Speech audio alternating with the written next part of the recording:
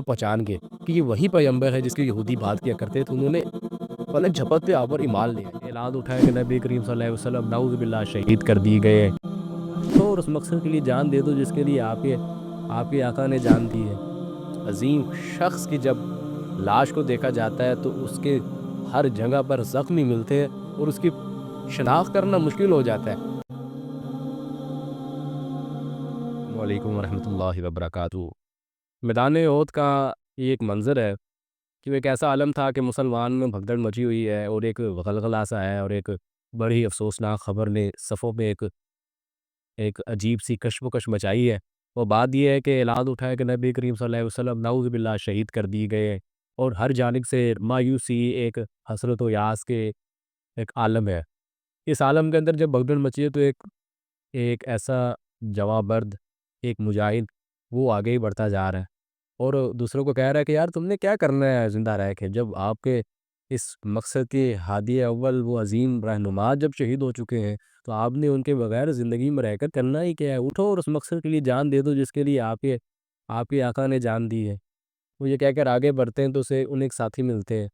انہیں کہتے ہیں دیکھو یہ جو احد کا پہاڑ ہے نا جی، اس کے پیچھے جنت کی خوشبو آ رہی ہے، اللہ کی قسم مجھے اس کے پیچھے جنت کی خوشبو آ رہی ہے۔ اس انداز سے کہتے ہیں کہ وہ لوگوں کو حقیقت معلوم ہوتی ہے۔ پھر وہ جاتے ہیں، وہ میدان میں لڑتے ہیں اور لڑتے جاتے ہیں، اس قدر بہادری سے لڑتے ہیں کہ ان کے جسم پر زخم ہی زخم ہوتے ہیں، اور جنگ گویا کا جب خاتمہ ہوتا ہے تو جب لاشوں کو دیکھا جاتا ہے تو اس جواں مرد، اس مجاہد، اس عظیم شخص کی جب لاش کو دیکھا جاتا ہے تو اس کے ہر جگہ پر زخمی ملتے ہیں اور اس کی شناخت کرنا مشکل ہو جاتا ہے۔ اس موقع پر ان کی بہن کسی بچپن کے پرانے زخم یا کے نشان کی بنیاد پر پہچان پاتی کہ یہ کون ہے۔ اب اس صحابی کا نام حضرت انس بن نضر رضی اللہ عنہ ہے۔ یہ انصاری صحابی تھے اور معروف صحابی حضرت انس بن مالک رضی اللہ عنہ کے رشتہ دار تھے، غالباً چاچو یا ماموں لگتے تھے۔ اور ان کے اگر آپ خاندان کی بات کریں تو اس سے پہلے آپ کو میں حضرت عبد المطلب ان کا بتا دوں کہ ان کے ساتھ ان کا تعلق تھا۔ وہ کس طرح تعلق تھا؟ اب دیکھیے، ہاشم نبی کریم صلی اللہ علیہ وسلم کے پردادا لگتے ہیں، محمد بن عبداللہ بن عبد المزمن بن ہاشم۔ ہاشم نے قریش کے لیے مختلف سفروں کا آغاز کیا، اس کے لیے وہ ان کا مقصد ٹریڈ تھا۔ وہ مکہ سے چلتے اور مختلف ممالک سے ہوتے ہوئے وہ ٹریڈ کیا کرتے تھے۔ ان کے راستے میں مدینہ پڑتا تھا۔ ایک دفعہ جب وہ مدینہ پہنچے تو انہوں نے بنو نجار کے خاندان کے اندر ایک عورت سے شادی کر لی۔ ان سے ان کی ایک اولاد ہوئی جن کا ویسے تو نام شیبہ تھا، مگر تاریخ میں وہ عبد المطلب کے نام سے معروف ہے۔ اس کی ایک وجہ ہے، پھر کبھی صحیح وہ تو اسی خاندان میں حضرت انس بن نضر رضی اللہ عنہ پیدا ہوئے، اور ان کا اس بنیاد سے آپ کے دادا کے ساتھ تعلق بھی تھا۔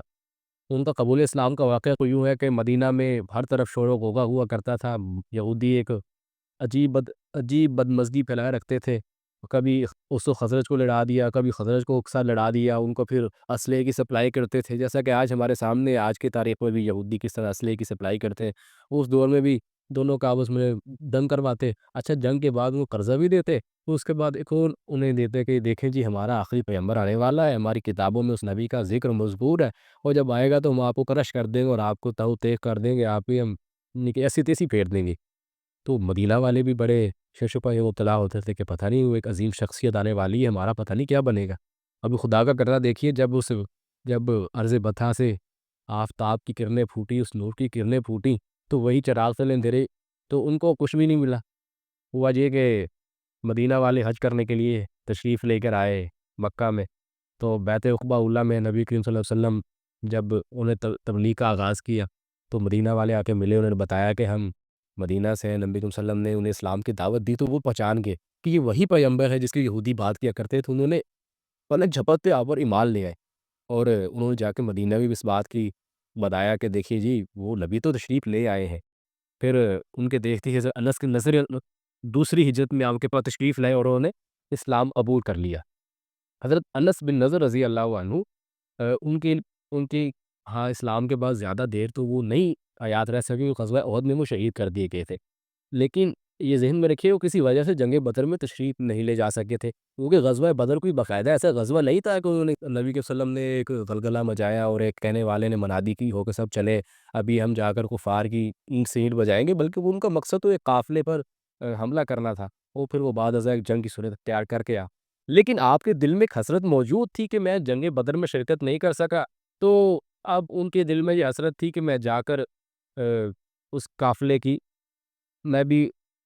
جنگ جہاد میں کس طرح شرکت اختیار کروں۔ سو ان کے دل میں اس غم کے ازالے کے لیے وہ جنگ احد میں شامل ہو گئے، اور جنگ احد میں پھر انہوں نے وہ کارہائے لواحِ سر انجام دیے کہ ہم سب جانتے ہیں۔ یہاں ایک واقعہ یہ بھی مذکور ہے کہ ان کی بہن ربیع بنت نضر غالباً ان کا نام تھا، تو ان پر کسی الزام کی وجہ سے ام خالد نے کسی کا دانت توڑا تھا یا اس طرح کا معاملہ تھا، تو ان پر بھی یہ ہوا کہ ان کو بھی قصاص کے طور پر ان کے ساتھ یہ کیا جائے گا۔ جبکہ حضرت انس بن نضر نے اس موقع پر کہا اللہ کی قسم ایسا نہیں ہوگا، انہوں نے قسم اٹھا لی۔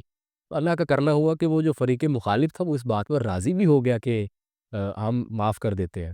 تو اس پر اللہ کے نبی نے کہا کہ اللہ کے بعض بندے ایسے ہیں کہ جب وہ قسم اٹھاتے ہیں تو اللہ ان کی قسم کا بھرم رکھتے ہیں۔ تو یہ عظیم صحابی رسول، یہ اتنے عظیم صحابی کہ انہوں نے جس پر زخم کھائے، وہ اتنا زخم کھائے کہ ان کی وفات کے بعد، ان کی شہادت کے بعد یہ پہچاننا مشکل ہو چکا تھا کہ وہ کون ہے، تو ان کی بہن نے پرانے زخم کی بنیاد پر ان کو پہچانا۔